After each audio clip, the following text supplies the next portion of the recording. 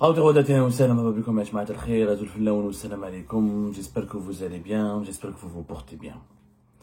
À chaque crise internationale, à chaque épisode qui bouleverse ou qui ébranle l'actualité internationale, à chaque fois qu'il y a une guerre dans la région, au Moyen-Orient, au Proche-Orient, en Afrique du Nord, à chaque conflit meurtrier, à chaque fois que la question palestinienne, notamment, s'embrase, en Algérie, c'est la même musique que nous entendons. Faites attention, l'Algérie c'est la prochaine cible, nous sommes sur la liste des pays visés, la sécurité nationale est en danger, la stabilité du pays est en danger, on doit être unis derrière le système, derrière les responsables du pays, derrière le président de la République, on doit être tous solidaires, l'Algérie d'abord et avant tout, on doit renoncer à tout. C'est la même musique. Dans cette musique, il y a des paroles qui sont vraies. L'Algérie attire les convoitises. On l'a expliqué nous-mêmes dans l'émission précédente que nous avons diffusée tout à l'heure, les dessous de ce plan dangereux qui vise à transformer l'Algérie en un deuxième Iran de la région. L'Algérie, grand pays, le plus grand pays du continent africain, avec son sous-sol très riche, avec sa position géographique, avec ses atouts humains, attise les convoitises, attire les puissances étrangères, régionales et mondiales, attire les lobbies les plus malveillants.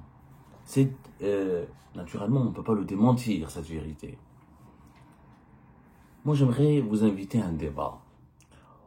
Un débat qui porte sur la question suivante. Quel est le plus grand danger contre l'Algérie? Israël et les lobbies sionistes, Israël et ses alliés, ou la Hogra et la dictature qui sévit en Algérie et qui ébranle et qui affaiblit l'Algérie dangereusement. Quel est le plus grand ennemi qui affaiblit notre pays aujourd'hui? Est-ce que c'est la menace extérieure ou le péril intérieur? Regardons la situation de notre pays. Répression, dictature, persécution généralisée, sous-développement économique, injustice, hogara, corruption. Est-ce que tous ces défaillances et dysfonctionnements ont été générés par l'invasion d'une puissance étrangère? Non. Par l'agression d'une puissance étrangère? Non. Par la menace d'une puissance étrangère? Non. C'est malheureusement le pouvoir local, le régime actuel, la mauvaise organisation politique, l'illégitimité de certains décideurs, les abus de pouvoir de certains responsables et le fonctionnement profondément malsain de l'État actuellement, de l'État algérien, qui procure à l'Algérie ou qui expose à l'Algérie à des fragilités dangereuses. On nous parle de la menace extérieure. Qui est censé lutter contre la menace extérieure? Qui est censé permettre à l'Algérie de renforcer sa stabilité, sa sécurité, de la protéger contre les menaces extérieures et les périls qui la menacent? Ce sont ses enfants et ses élites d'abord. Ce sont ses élites militaires, ses élites civiles. Les militaires sont censés diriger, créer une armée moderne pour protéger le pays. Les élites civiles sont censées permettre à l'Algérie de se doter d'une économie prospère qui produit des richesses pour donner des moyens de conditions de vie agréables, les plus agréables possibles à la population et pour offrir les financements nécessaires pour justement bâtir une armée et des moyens de résistance. Aujourd'hui, quelle est la situation de nos élites? Nous sommes en 2025. Plus de 155 généraux et plus de 55 officiers supérieurs de l'armée algérienne, dont des généraux et des colonels et des officiers supérieurs, étaient emprisonnés depuis 2024. Depuis 2024, le chiffre de ces militaires emprisonnés en Algérie a dépassé en ce mois de juin 2025 la barre des 170. Je dis bien en novembre 2024, il y avait 155 officiers militaires algériens en prison.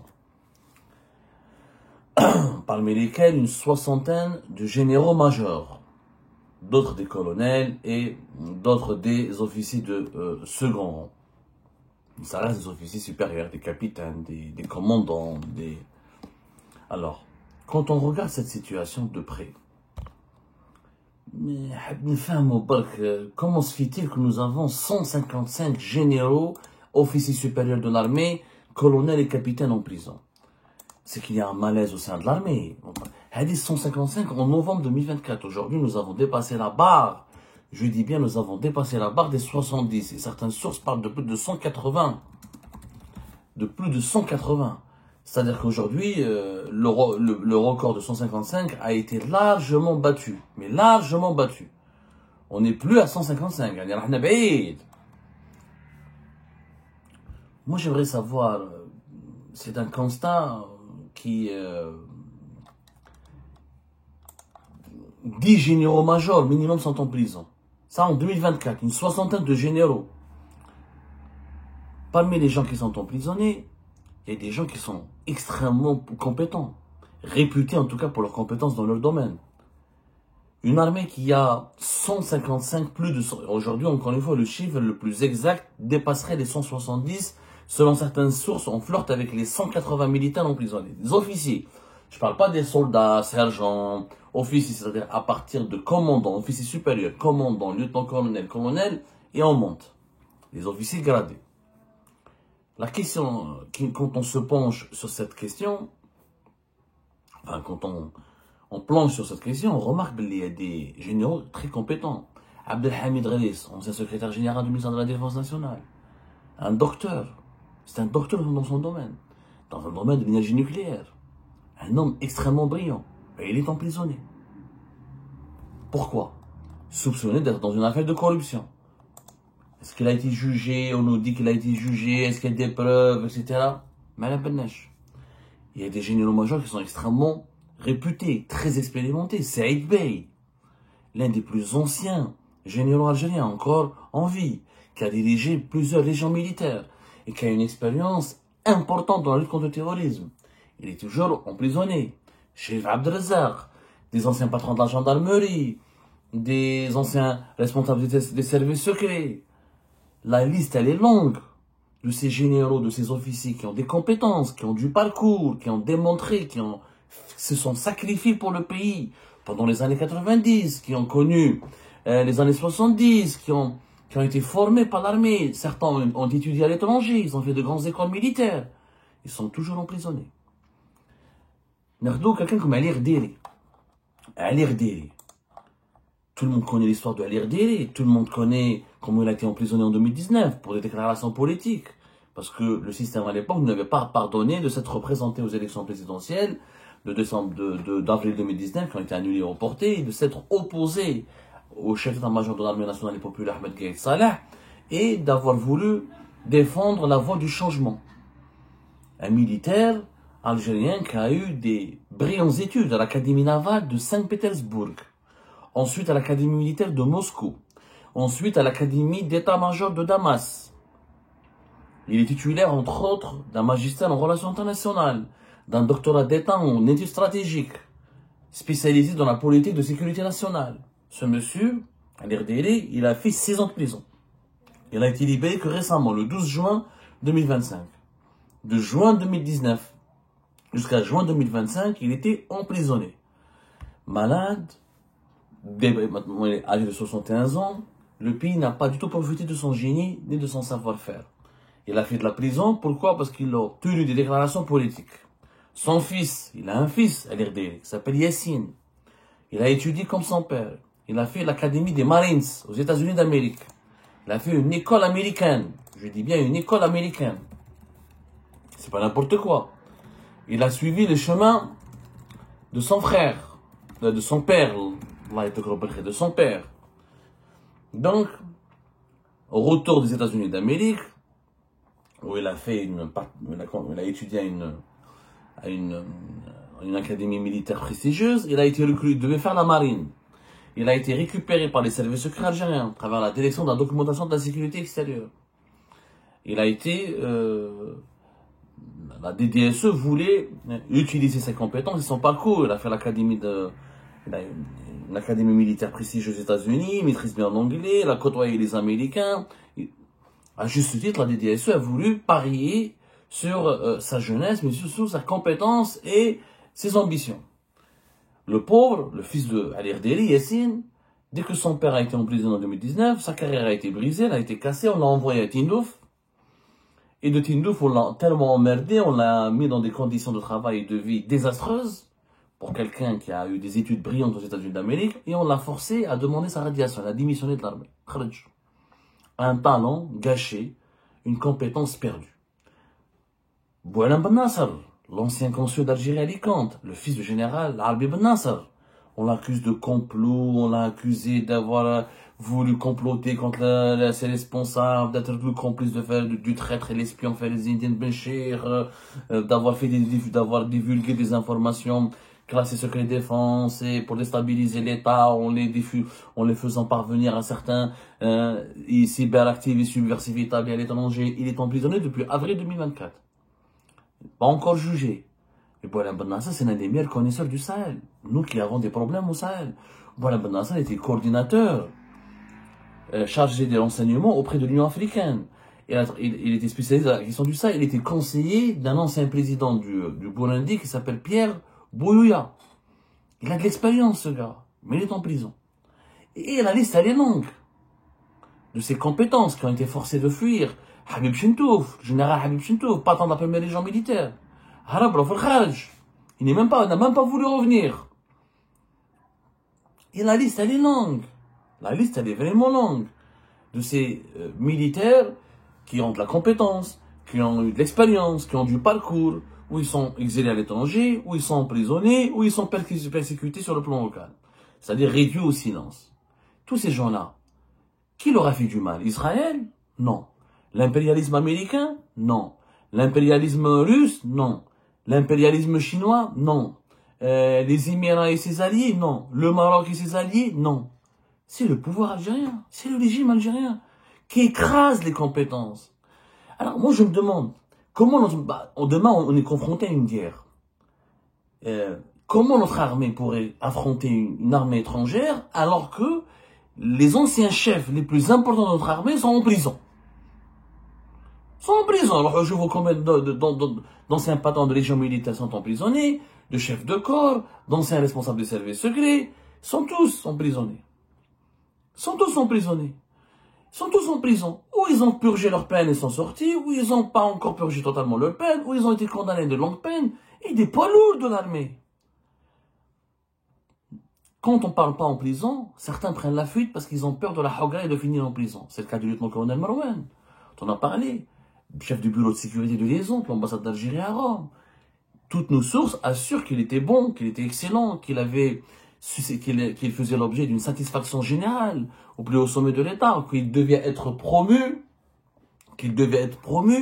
à la tête du bureau de sécurité de liaison de l'ambassade d'Algérie à Paris, pour qu'il puisse aller dans l'expansion. Il est dans la quarantaine. Il a eu un conflit avec des victimes d'une guerre de clan visiblement, un conflit avec sa hiérarchie. Je ne sais pas qu'est-ce qui s'est passé, en tout cas le mystère demeure entier.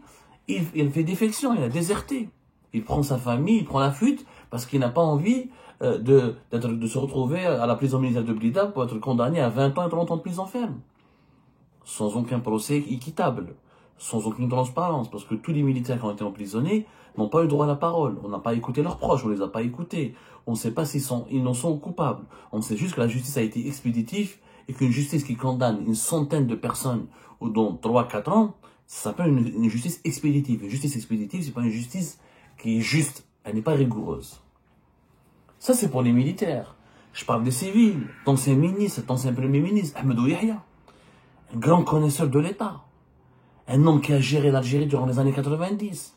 Un homme qui a contribué à la préservation de l'État algérien au moment où nous étions le premier pays menacé par des milices armées, une armée islamiste armée, bénéficiant d'un certain soutien à l'étranger, qui voulait islamiser le pays et mettre fin à la République algérienne. Ahmedou Yahya Ojaouid El Felhabs. Quel est son tort? On lui reproche de la corruption. Il a parlé durant ses procès, il a donné des justifications. Et même, il a touché de l'argent, on aurait pu lui saisir ses biens, lui mettre son bracelet électronique, assigner à résidence. On aurait pu profiter de son expérience aujourd'hui. Et que l'Algérie est menacée. Quand un pays est menacé, il a besoin de tous ses enfants. Mais il a besoin, pas de ses enfants les plus turbulents, les idiots, les médiocres. Il a besoin des enfants les plus brillants, les plus expérimentés, les plus talentueux. Et qui va défendre l'Algérie avec tout le respect que j'ai? C'est pas le maçon, l'agriculteur, le vendeur de bananes, le plombier, non. Avec tout le respect que j'ai pour ces gens-là. Mais l'Algérie a besoin d'esprits brillants, de politiciens expérimentés, qui ont des connexions, qui savent gérer des questions diplomatiques, de diplomates chevronnés, la Mamara, les anciens dans la ministre des Affaires étrangères, tous exclus, tous catalogués, tous mis à l'écart. Des gens comme Mohamed Yahya, ils ont le bagage, ils ont l'expérience, ils ont connu ce que c'est qu'un pays confronté à la guerre, ils ont connu ce que c'est qu'un pays confronté à la difficulté économique. Des généraux expérimentés. Des gens qui les jeunes lieutenants qui fuient le pays, qui font défection, comme les enfants comme le fils de Ali Rdili. Ali Rdili, c'est quelqu'un sur lequel on aurait pu compter. Maintenant, dans quel état il est sorti de prison? Est-ce qu'il aime encore là? Est-ce qu'il a l'injustice qu'il a subie? Est-ce qu'il peut se reconstruire? Est-ce qu'il peut se relancer? Tous ces gens-là, qui les a persécutés? Qui les a épuisés? Qui les a emprisonnés? Qui les a incarcérés? Qui les a humiliés? C'est pas les puissances étrangères, c'est les autorités locales, c'est le pouvoir local qui a fait des rivalités personnelles, qui a fait de son obsession pour le pouvoir absolu, qui veut absolument réduire l'opposition qui est allergique à toute opposition, qui ne veut d'aucune contradiction, qui veut réduire au silence toutes les voix contestataires. Ce pouvoir a créé le vide. Aujourd'hui, l'Algérie est dans un état catastrophique. Un pays a besoin d'une prospérité économique. Un pays qui veut assurer sa sécurité nationale a besoin de financer son armée, de financer sa sécurité. Donc il faut une puissance économique. Sans la puissance économique, il n'y a pas de puissance militaire. On a un groupe privé. On a exclu, qui a été clochardisé, ils ont même utilisé ses enfants pour l'exclure et pour le mettre hors d'état de nuire, pour le mettre hors champ. Tous les hommes d'affaires brillants de l'époque Bouteflika, on les a mis en prison, sans chercher à savoir le pourquoi et du comment. Des ministres brillants comme Abdeslam Bouchouel, qu'on le veuille ou non, il avait une stratégie industrielle, il avait une vision, il avait un plan, il avait construit, il a doté le pays de certaines lois et de certains projets d'investissement. Shekib Khalil, quelqu'un qui est connecté, qui connaît les lobbies les plus puissants des États-Unis d'Amérique. On l'a diabolisé, exclu, etc. On l'a insulté. Abdelmoun Ouelqaddour, qui était l'interlocuteur privilégié des grandes compagnies américaines. On l'a photographié dans les aéroports, on l'a réduit à une bête de cirque. Ce sont ces enfants, c'est des enfants de l'Algérie, malgré leurs torts, malgré leurs défauts. Si le pays est en danger, ils auraient défendu le pays, ils n'auraient pas trahi le pays. Ils ne l'auraient pas trahi. Parce qu'ils ont travaillé pour l'Algérie. Ils se sont peut-être enrichis illégalement pour certains d'entre eux. Mais ils se sont enrichis d'abord en Algérie. Et grâce à l'Algérie. Ils n'auraient jamais tourné le dos à l'Algérie. Aujourd'hui, ces deux-là nous sont confrontés à une agression militaire étrangère. Est-ce que nous sommes dans la bonne disposition, dans les bonnes dispositions pour nous défendre? Combien de risques de désertion? Combien de risques de trahison? Quel est le moral de nos troupes? Le moral de nos élites? Le moral de nos soldats? Le moral de notre population? Parce que les discours, les slogans, peut-être comme la dernière fois, le mythe de la puissance en carton. On dit, on est comme les Iraniens, nous sommes les premiers, comme le chef d'état-major de l'armée iranienne. On est prêt à se défendre, on est prêt à attaquer. Premier jour, on va le mettre l'eau. Premier jour. L'Iran, le premier jour, première attaque, elle a perdu son chef d'état-major. C'est même pas 3 jours, 4 jours de combat. Donc, nous même le mythe et le mensonge des puissances en carton. Est-ce qu'on est prêt à se défendre? Et pour être prêt à se défendre contre l'extérieur, est-ce qu'on s'est déjà construit de façon forte et puissante à l'intérieur? Mais avec autant de persécutions, autant de corruption, autant de hogara, autant de monopole du pouvoir, autant de culture de l'opacité, du non-partage, de la non-consultation. L'opposition algérienne, elle est algérienne. Si le pays est attaqué, elle va se mobiliser sur le champ. Mais si tu l'en mets en prison, si tu la casses, si tu la détruis, si tu divises la population, si tu sèmes le virus du doute, les Algériens aujourd'hui doutent. Qu'est-ce qui les mène? Qu'est-ce qui nous mobilise aujourd'hui? Qu'est-ce qui nous mobilise? Donnez-moi les leaders qui nous mobilisent. Est-ce que tu es beau mobiliser toutes les Algériens et tous les Algériens? On l'aurait su si c'était vrai. Ils auraient voté pour lui. Il n'y aurait pas eu 5 ou 6 millions. Ils n'auraient pas été obligés de trafiquer et de faire un simulacre électoral pour les élections anticipées. On n'a pas de leader qui mobilise. Aujourd'hui, nous sommes dans une Algérie dégoûtée, une Algérie fataliste, une Algérie désespérée. Le premier ennemi de l'Algérie, celui qui fait le plus de mal à l'Algérie, c'est la Hogara, c'est la persécution, c'est les abus des dirigeants locaux. Le pays a été affaibli. Aujourd'hui, pourquoi on est autant isolé? À la Bouteflika, on n'a pas été aussi isolé. Pourquoi à l'époque de Bouteflika, l'Algérie était rayonnante, l'Union africaine, on n'avait pas de problème avec les pays du Sahel, on n'avait pas de problème avec les Émirats, on n'avait pas autant de crises avec l'Espagne, la France, et nos partenaires importants, la Russie, elle ne tournait pas le dos, la Chine, elle voulait s'implanter durablement en Algérie. Aujourd'hui, je regarde comment nous sommes devenus. Parce qu'à l'époque de Bouteflika, il n'y avait pas autant d'emprisonnement, il n'y avait pas autant de hogara, il n'y avait pas autant de persécution, il n'y avait pas autant d'exclusion des élites. Aujourd'hui, nous sommes dans une mécanique extrêmement, on a un seul groupe restreint de décideurs qui s'est emparé du pouvoir et qui a exclu tout le monde, qui a clochardisé tous ses adversaires, qui a persécuté tout le monde. C'est lui qui parle, celui qui respire est menacé de prisonnement. Il est menacé de prison. On ne peut pas défendre un pays comme ça. On ne peut pas se défendre dans ces conditions. Moi, j'appelle au sursaut. J'appelle au réveil. Si on veut protéger l'Algérie des périls extérieurs qui sont à venir et qui sont concrets, qui sont palpables, on doit d'abord se débarrasser du péril intérieur. Mettre fin à l'autoritarisme absolutiste, mettre fin à la hogara, aux abus de pouvoir, aux politiques des emprisonnements des élites, arrêter la clochardisation des élites, ouvrir un processus de consultation nationale, restaurer les libertés publiques et individuelles, relancer l'économie du pays. Tout cela ne peut pas se faire sans un climat d'enthousiasme, un climat d'unité nationale. Il n'y a pas d'unité nationale dans un pays où la hogara, où les emprisonnements, où la presse n'est pas libre, où les partis politiques ne sont pas libres, où les opposants ne sont pas libres, où les activistes politiques ne sont pas libres. Il n'y a pas d'unité nationale dans ce genre de pays. Retenez bien la leçon de l'Iran. En Iran, les Israéliens ont monté des opérations sur le sol iranien, depuis le sol iranien, en utilisant des cellules dormantes, en profitant du climat politique malsain au sein de la dictature iranienne pour fomenter des attentats et des attaques militaires depuis le territoire iranien. Pourquoi? Parce que il y a des Iraniens qui ont trahi le régime et qui ont préféré pactiser avec Israël que de continuer à subir ou à supporter ou tolérer la dictature de leur régime. Ce scénario, il faut absolument l'analyser. Il faut réfléchir aujourd'hui, agir vite. Agir vite. Il faut libérer toutes les personnalités nationales compétentes. Libérer les militaires emprisonnés. Libérer les anciens ministres, les anciennes personnalités nationales qui ont été emprisonnés et qui peuvent apporter un plus au pays.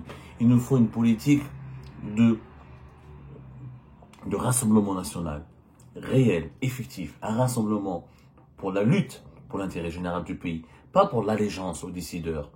Pas pour la soumission écervelée. Non, nous avons besoin d'un rassemblement national pour défendre la patrie, pour développer la patrie, pour renforcer la sécurité de la patrie, et non pas pour faire allégeance à un tel ou à un tel. Les gens meurent. Tebboune n'est pas éternel. Chengueha n'est pas éternel. Mais l'Algérie est immortelle. Si on ne le fait pas maintenant, ce sursaut et ce changement dans la manière avec laquelle on gère le pays, on gère les idées du pays, je peux vous assurer que nous serons confrontés à des menaces existentielles face auxquelles on risque d'être désarmés, malheureusement.